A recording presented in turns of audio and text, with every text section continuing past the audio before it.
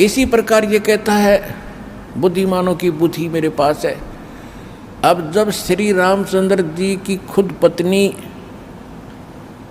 गुम थी, उसका तो पता नहीं उसने कौन उठा लेगा, ढूंढते फिर जैसे गायें गुम हो जाया करे। हर वह पार्वती पहचान ली, तू तो पार्वती है, सीता नहीं है। तो वहाँ उसकी ऑन कर दी और फिर ऑफ कर दी, ये खा धक्के। अब क्या होता है, अब हनुमान जी ने छलांग लगाई। एक सिद्धि है जो आकाश में उड़ जाने की प्राप्त हो जाती है। आकाश मार्ग से जाके वो लंका में प्रवेश हुआ हनुमान जी।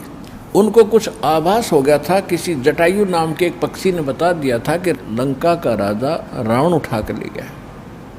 इसलिए वहाँ जाने की और किसी में हिम्मत नहीं थी। सूरवीर बलवान थे।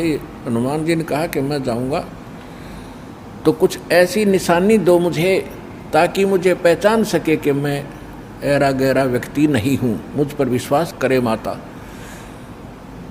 तो कहते हैं रामचंद्र जी ने अपनी छाप दे दी, अंगूठी निकाल के, उस पर नाम लिखा था उनका, और उसको सीता खूब पहचानती थी।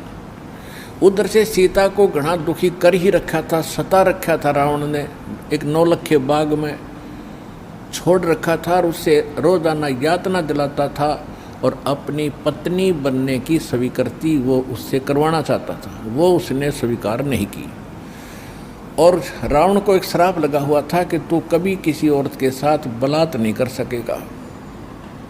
स्वेच्छा से कोई संपर्क हो तो वो अलग बात है, लेकिन तू किसी का ऐसे ज़बरदस्ती नहीं कर पाएगा, नहीं तो गल जाएगा तू।